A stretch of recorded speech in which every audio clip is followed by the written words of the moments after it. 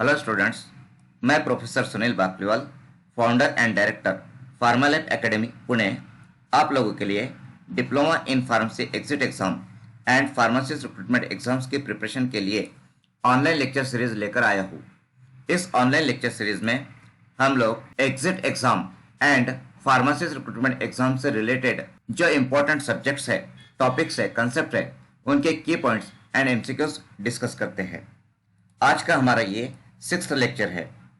इस लेक्चर में हम लोग फार्मेकोलॉजी सब्जेक्ट में से फार्मेकोकाइनेटिक्स टॉपिक में से ड्रग डिस्ट्रीब्यूशन की कंसेप्ट को डिस्कस करेंगे, उससे रिलेटेड एमसीक्यूज को सॉल्व करेंगे। स्टूडेंट्स, जैसे कि आप लोग जानते ही हो कि pharmacology is the science of drug. It is the study of interaction of drug with the living system. Pharmacology subject के दो इंपॉर्टेंट ब्रांचेस है, those are pharmacodynamics and pharmacokinetics. Pharmacokinetics is the study of absorption, distribution, metabolism and excretion of drug. तो pharmacokinetics में से absorption की जो concept है, जिसमें ड्रग एब्सॉर्प्शन, मैकेनिज्म्स और processes of drug absorption, factors affecting drug absorption and bioavailability, ये concept हम लोगों ने प्रीवियस लेक्चर्स में कवर की है। आज के इस लेक्चर में हम लोग डिस्कस करेंगे drug distribution. So what is drug distribution? क्या होता है drug distribution? Drug distribution is reversible transfer of drug from one location और compartment to another within the body. So इस डेफिनेशन में कीवर्ड है रिवर्सिबल ट्रांसफर। रिवर्सिबल ट्रांसफर मतलब drug जाता है और वापस आ भी सकता है। सेकंड वर्ड आया है लोकेशन और कंपार्टमेंट। लोकेशन और कंपार्टमेंट का मतलब टिश्यूज और ऑर्गन। तो इस डेफिनेशन को हम इस तरीके से पढ़ेंगे, drug distribution is reversible transfer of drug from one tissue और organ to another within the body. मतलब एक टिश्यू या ऑर्गन से दूसरे टिश्यू या ऑर्गन के तरफ ड्रग का रिवर्सिबल ट्रांसफर होना, मतलब जाना और वापस आना, that is the drug distribution. As drug is distributed through circulating blood, it is reversible transfer between blood and extravascular fluids and tissues. तो ड्रग का जो भी डिस्ट्रीब्यूशन होता है बॉडी के अंदर में, वो ब्लड के थ्रू ही हो सकता है। ब्लड के अलावा दूसरा कोई रास्ता नहीं है ड्रग के ट्रांसफर होने के लिए। तो ड्रग जो है, जैसे कि जीआई ट्रैक्ट में से ड्रग ये पहले ब्लड में आएगा और ब्लड से फिर लिवर के तरफ जाएगा, लिवर से फिर से ब्लड में आ जाएगा, मतलब रिवर्सिबल ट्रांसफर हो गया, और ब्लड से फिर वो लंग्स के तरफ जाएगा, किडनी की तरफ जाएगा या ब्रेन की तरफ जाएगा, और वहां से दोबारा ब्लड में ड्रग आ सकता है। तो इस तरह से जो ड्रग है वो डिस्ट्रीब्यूट होता है सर्कुलेटिंग ब्लड के थ्रू ही। तो ये जो ड्रग डिस्ट्रीब्यूशन है, इसको हम इस तरीके से भी डिफाइन कर सकते हैं। So drug distribution is reversible transfer between blood and extravascular fluids and tissues. Now what is the significance of distribution process? जो डिस्ट्रीब्यूशन प्रोसेस है, इसका इंपॉर्टेंस क्या है, इसका सिग्निफिकेंस क्या है? So distribution process affects onset, intensity and duration of drug action. Onset मतलब drug administer करने के बाद में वो कितनी देर में उसका इफेक्ट शुरू करता है। वो 15 मिनट्स लेता है, 20 मिनट्स लेता है, 1 घंटा लेता है, तो कितने देर में ड्रग का एक्शन शुरू हो जाएगा एडमिनिस्टर करने के बाद में, दैट इज ऑनसेट। तो ड्रग का जो ऑनसेट टाइम होता है, ड्रग के एक्शन का ऑनसेट टाइम होता है, वो डिस्ट्रीब्यूशन प्रोसेस पे डिपेंड करता है। उसके साथ ही intensity of drug action. Intensity मतलब ड्रग का कितना ज्यादा इफेक्ट मिलेगा और ड्रग का सबसे ज्यादा इफेक्ट कब मिलेगा, ये भी डिस्ट्रीब्यूशन के प्रोसेस पे डिपेंड करता है। साथ ही साथ ड्यूरेशन ऑफ ड्रग एक्शन, मतलब वो ड्रग कितनी देर तक इफेक्ट देते रहेगा, कितने समय तक ड्रग का एक्शन मिलेगा, ये भी डिस्ट्रीब्यूशन के प्रोसेस पे डिपेंड करता है। So what is the significance of distribution process? So distribution process affects onset, intensity and duration of drug action. Now drug distribution के process का important parameter है apparent volume of distribution. Apparent volume of distribution ये एक बहुत ही important concept है drug distribution में। Apparent इस शब्द का मतलब होता है imaginary, hypothetical, which is not real। Apparent शब्द का मतलब क्या है? जो रियल नहीं है, जो हाइपोथेटिकल है, जो इमेजिनरी है, दैट मीन्स एपेरेंट। तो क्या होता है ये एपेरेंट वॉल्यूम ऑफ डिस्ट्रीब्यूशन? तो चलिए इसके डेफिनेशन को पहले हम पढ़ लेते हैं। So apparent volume of distribution, इसका सिंबल वीडी है। So it is defined as the volume of fluid in which drug appears to be distributed और डिसॉल्व। क्या कहा गया है?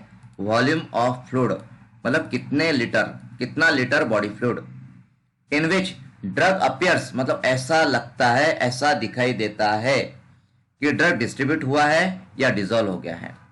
तो यहां पे इस डेफिनेशन को हम ऐसा समझेंगे कि जब भी हम किसी भी ड्रग का सिंगल डोज एडमिनिस्टर करते हैं तो उस डोज को वो ड्रग का डोज कितने लीटर ऑफ बॉडी फ्लूइड में डिस्ट्रीब्यूट हो जाता है या कंप्लीटली डिसॉल्व हो जाता है।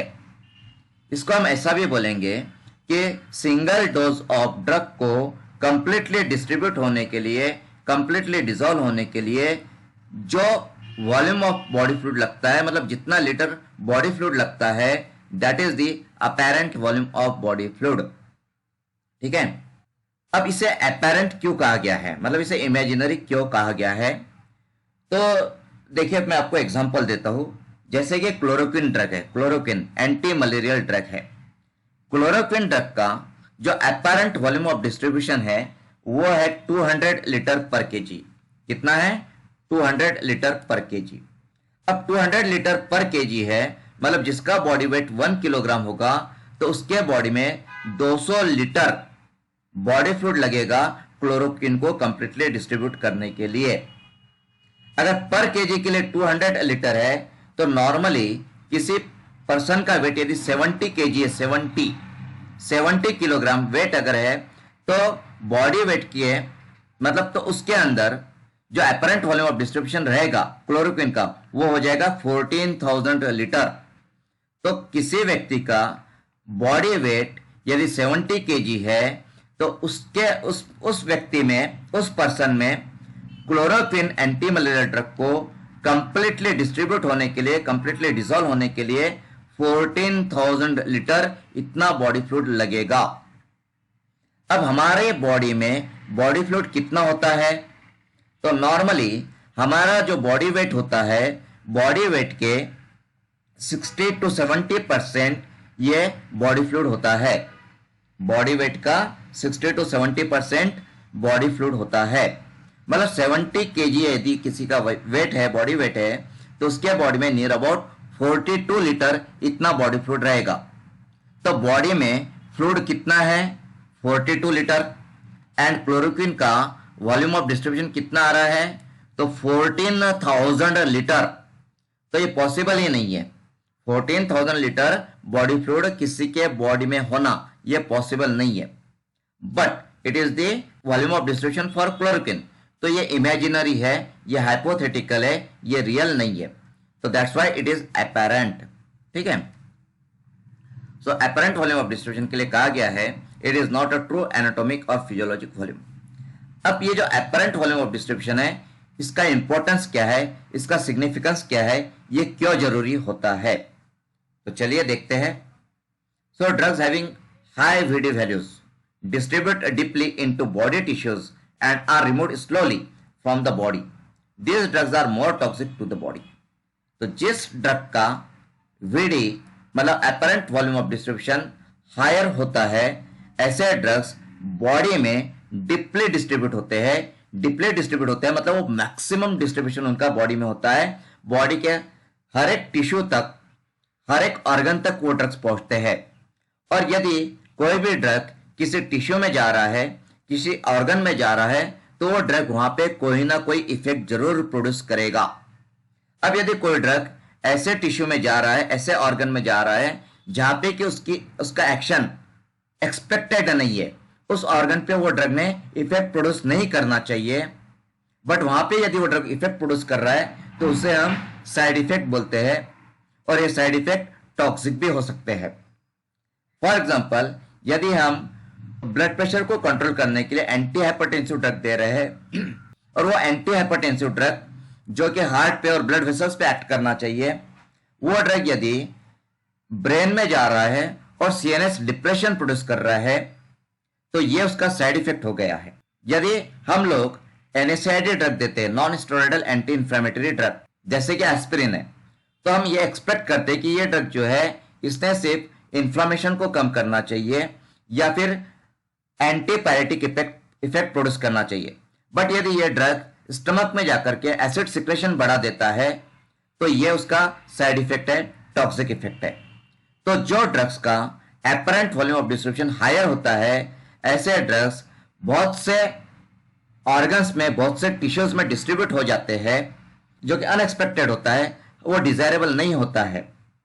तो उन टिश्यूज में, उन ऑर्गन्स में ये ड्रग्स टॉक्सिक इफेक्ट प्रोड्यूस कर सकते हैं। तो यहां पे हम बोल सकते हैं कि जो ड्रग्स का वीडी हाई होता है, ऐसे ड्रग्स बॉडी में डीपली डिस्ट्रीब्यूट होते हैं, बहुत ज्यादा डिस्ट्रीब्यूट हो जाते हैं, और ये ड्रग्स टॉक्सिक हो सकते हैं बॉडी के लिए। ठीक है।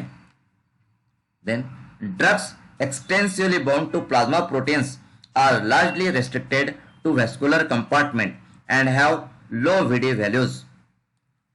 जो ड्रग्स प्लाज्मा प्रोटीन्स को, for example albumin, globulin, lipoproteins को ज्यादा से ज्यादा बाइंड होते हैं, ऐसे ड्रग्स ब्लड वेसल से बाहर नहीं जा सकते हैं और उनका डिस्ट्रीब्यूशन कम से कम होता है।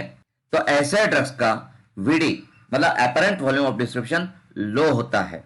तो यहां से हम ये कंक्लूजन निकाल सकते हैं कि यदि किसी ड्रग का apparent volume of distribution higher है, तो वो ड्रग बहुत ज्यादा डिस्ट्रीब्यूट होगा बॉडी में, बहुत ज्यादा टिश्यूज में वो ड्रग जाएगा, जहां पे उसका साइट ऑफ एक्शन नहीं है, मतलब जहां पे उसका एक्शन डिजायरेबल नहीं है, ऐसे टिश्यूज में भी वो डिस्ट्रीब्यूट होगा और टॉक्सिक इफेक्ट प्रोड्यूस करेगा। जिसका apparent volume of distribution higher होता है, ऐसे ड्रग्स का डोज भी ज्यादा होता है। और जो ड्रग्स जिसका कि अपरेंट वॉल्यूम ऑफ डिस्ट्रीब्यूशन लो है, वीडी वैल्यू लो है, ऐसे ड्रग्स ज्यादातर प्लाज्मा प्रोटीन्स को बाइंड होते हैं, वो ज्यादा से ज्यादा समय ब्लड कंपार्टमेंट्स में ही रहते हैं, बहुत स्लोली ब्लड कंपार्टमेंट से वो बाहर जाते हैं और उनका ड्यूरेशन ऑफ एक्शन भी लॉन्गर होता है। तो यदि किसी ड्रग का वीडी वैल्यू लो है, इसका मतलब वो ड्रग का protein binding, plasma protein binding ज्यादा है और उसका ड्यूरेशन ऑफ एक्शन भी ज्यादा रहेगा। तो यहां पे एग्जांपल दिया गया है डाइक्लोफिनेक एंड वारफेरिन ड्रग का। डाइक्लोफिनेक जो कि analgesic, antipyretic, anti inflammatory drug है, एनएसएआईडी कैटेगरी में आता है। वारफेरिन ये एंटीकोगुलेंट ड्रग है। अब ये जो दोनों ड्रग है, इनका जो प्लाज्मा प्रोटीन बाइंडिंग है ये मोर देन 99% होता है, और इनका प्लाज्मा प्रोटीन बाइंडिंग 99% होने की वजह से इनका वीडी वैल्यू काफी कम होता है, that is about 0.15 litre per KG. 0.15 litre per KG, इतना कम इनका वीडी वैल्यू है। तो जिसका डिस्ट्रीब्यूशन बहुत ज्यादा होता है उसका वीडी वैल्यू हाई होता है। फॉर एग्जांपल क्लोरोक्विन, क्लोरोक्विन का वीडी वैल्यू होता है 200 लीटर पर केजी और उसका प्लाज्मा प्रोटीन बाइंडिंग काफी कम रहेगा, और जिसका प्लाज्मा प्रोटीन बाइंडिंग बहुत ज्यादा है उसका वीडी वैल्यू काफी कम होता है। ठीक है, नेक्स्ट रीड करते हैं हम लोग। So drugs sequestrated in other tissues may have VD much more than total body water or even body mass। तो ये पॉइंट हम लोगों ने डिस्कस किया है। तो यहाँ पे हम एग्जांपल्स देख लेते हैं। फॉर एग्जांपल डिकॉक्सिन, डिकॉक्सिन ये कार्डियोटॉनिक है, ये कंजेस्टिव हार्ट फेलियर में यूज किया जाता है, और इसका जो apparent volume of distribution that is 6 litre per KG. 6 litre per KG, यदि कोई 70 केजी का पेशेंट है, उसका बॉडी वेट 70 केजी है, तो उसके लिए डिकॉक्सिन का वॉल्यूम ऑफ डिस्ट्रीब्यूशन हो जाएगा 420 लीटर। प्रोप्रेनोलॉल ये बीटा ब्लॉकर है एंड इसका apparent volume of distribution is 4 litre per KG. Morphine narcotic analgesic है एंड उसका apparent volume of distribution is 3.5 litre per KG. ये सभी ड्रग्स का apparent volume of distribution higher है because ये ड्रग जो है ये अदर टिश्यूज में, अदर टिश्यूज मतलब एक्स्ट्रा वेस्कुलर टिश्यूज, मतलब अदर देन प्लाज्मा प्रोटीन, मतलब ब्लड से बाहर जो टिश्यूज होते हैं उन टिश्यूज में ये ड्रग जाकर के बाइंड हो जाते हैं, वहां पे जाके एक्यूमुलेट होते हैं, स्टोर हो जाते हैं। दैट्स वाई इनका apparent volume of distribution higher है। और यदि जिसका apparent volume of distribution higher होता है उनके साइड इफेक्ट्स, एडवर्स इफेक्ट्स भी ज्यादा होते हैं। नाउ अब ये एपरेंट वॉल्यूम ऑफ डिस्ट्रीब्यूशन को कैसे कैलकुलेट किया जाता है, कैसे मेजर किया जाता है, उसका फॉर्मूला हम लोग स्टडी करेंगे। So apparent volume of distribution is determined using the following equation. तो इक्वेशन है VD, that means apparent volume of distribution equals to intravenous dose upon C0। अब C0 का मतलब है प्लाज्मा ड्रग कॉन्सेंट्रेशन। C0 क्या है? Plasma drug concentration. Intravenous dose मतलब single dose, जो ड्रग का डोज है जो IV एडमिनिस्ट्रेशन किया गया है, इंट्रावेनसली एडमिनिस्टर किया गया है। So dose of a drug administered intravenously upon plasma drug concentration, ये फॉर्मूला है। Second formula is VD equals to amount of drug in the body upon plasma drug concentration. ये जो फॉर्मूलीज है इससे हम लोग apparent volume of distribution determine कर सकते हैं। तो यहाँ पे हम लोगों ने अभी ड्रग डिस्ट्रीब्यूशन की concept and apparent volume of drug distribution की कंसेप्ट को डिस्कस किया है। अब हम इसके से रिलेटेड MCQs की तरफ जाते हैं। ओके स्टूडेंट्स, यहाँ पे मैं जो ड्रग डिस्ट्रीब्यूशन की कंसेप्ट को, उसके MCQs को डिस्कस कर रहा हूँ। तो ये मैटर मैंने लिया है निराले प्रकाशन की फार्मेकोलॉजी की book for second year diploma in pharmacy as per PCI ER 2020 से। इस बुक के ऑथर है सुनील बाकलीवाल, मतलब मैं खुद हूँ, प्रणीता देसले एंड प्रवीण जावड़े सर। इस बुक के बारे में डिटेल्स में मैं आगे बताऊंगा। सो ये 20 नंबर का MCQ है बुक में। सो MCQ is the volume of distribution of drug is option A an expression of total body volume, option B a measure of total fluid volume, option C a relationship between the total amount of drug in the body and the concentration of the drug in the blood, and option D proportional to valuability of the drug। तो जैसे कि ऊपर हम लोगों ने apparent volume of distribution का formula देखा था, उसमें हम लोगों ने देखा था VD equals to total amount of drug in the body upon plasma drug concentration. तो इसका मतलब है the volume of distribution of drug is option C a relationship between the total amount of drug in the body and the concentration of the drug in the blood. Okay, so 20 number का MCQ the volume of distribution of drug is, और इसका correct answer है option C, that is a relationship between the total amount of drug in the body and the concentration of the drug in the blood. चलिए अब हम next MCQ की तरफ जाते हैं। MCQ नंबर 67 है। So the hypothetical volume of fluid in which a drug gets distributed is, so option A bioavailability, option B apparent volume of drug distribution, option C redistribution of a drug, and option D drug metabolism. So hypothetical volume that means apparent volume, ये हमने discuss किया है। सो ये 67 number का MCQ है। The hypothetical volume of fluid in which a drug gets distributed is apparent volume of drug distribution, so this is the correct answer। ठीक है, next MCQ that is 69 number का MCQ है, इसको हम discuss करते हैं। The formula to calculate apparent volume of distribution is, so option A V equals to dose administered IV upon plasma concentration, option B V equals to plasma concentration upon dose administered IV, option C V equals to dose administered orally upon plasma concentration, and option D V equals to rate of drug absorption upon rate of drug excretion। so हमें पता है कि जो apparent volume of distribution का formula है that is dose administered IV upon plasma concentration।